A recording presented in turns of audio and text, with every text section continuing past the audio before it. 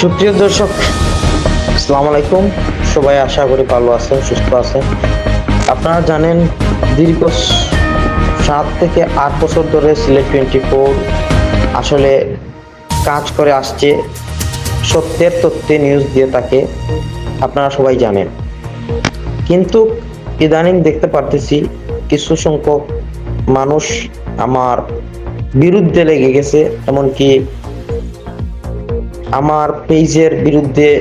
আমি যে এত দূরে কিভাবে আসলাম এই নিয়ে কিছু মানুষ, সিলেটের বুকের কিছু মানুষ আমাকে নিয়ে কুচাকুচি, আমাকে নিয়ে আলোচনা করতেছে। ভালো কথা, কোনো সমস্যা নেই, আমার কোনো সমস্যা নেই।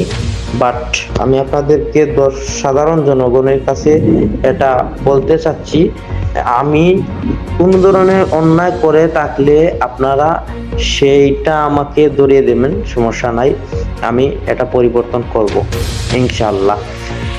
তো সুপ্রিয় দর্শক, এই মুহূর্তে যে সংবাদটা পেয়েছি জামালপুর থেকে,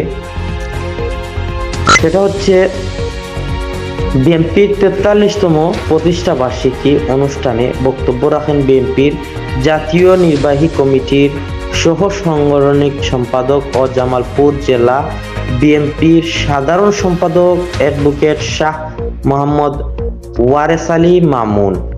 এছাড়াও আরো অনেক নেতৃবৃন্দ এখানে উপস্থিত ছিলেন। সুপ্রিয় দর্শক, জামালপুর থেকে জাকিরুল ইসলামের পাঠানো প্রতিবেদনে দেখেন আহমেদ রাহেলের ভয়েসে।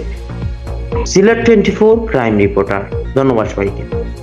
আমার মানুষের জুলুম নির্যাতন চলবে, লুটতরাজ চলবে, দুঃশাসন চলবে, এবং তার সেই দূরদৃষ্টিভঙ্গি সম্পন্ন চিন্তা চেতনায় থেকেই এই বাংলাদেশের গণতন্ত্রের অতন্ত্র প্রহরী হিসেবে বাংলাদেশের মানুষের অধিকার প্রতিষ্ঠানে সংগ্রামের জন্য বিএনপি, যে দলটি বাংলাদেশি জাতীয়তাবাদের আদর্শে বিশ্বাসী, সেই বাংলাদেশ জাতীয় দল প্রতিষ্ঠা করে গিয়েছিলেন।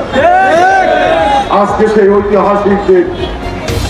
এই দলের ইতিহাস যদি আমরা বিশ্লেষণ করি, 1982 সালে যখন বিএনপি নির্বাচিত সরকারকে উঠিয়ে আবার স্বৈরতান্ত্রিক ওই স্বৈরাচার এরশাদ ক্ষমতার মস্তক দখল করেছিল, আবার গণতন্ত্রকে হত্যা করে ষড়যন্ত্র কায়েম করা হয়েছিল, আবার মানুষের কণ্ঠকে স্তব্ধ করে এক ন্যায়তন্ত্র কায়েম করা হয়েছিল।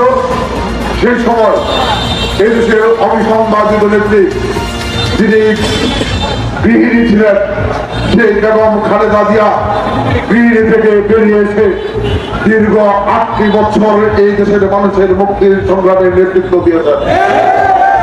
রাজপথের সদস্য সংগ্রাম করে নেতৃত্ব দিয়ে একটি গণ অভ্যুত্থানের মধ্য দিয়ে 1990 সালে স্বৈরাচারের পতন ঘটিয়ে এই বাংলাদেশের গণতন্ত্রকে মুক্ত করে গণতন্ত্রের নেত্রী হিসেবে, আদর্শিক নেত্রী হিসেবে ইতিহাসের পাতায় স্বর্ণাক্ষরে করে নাম লিখিয়েছিলেন।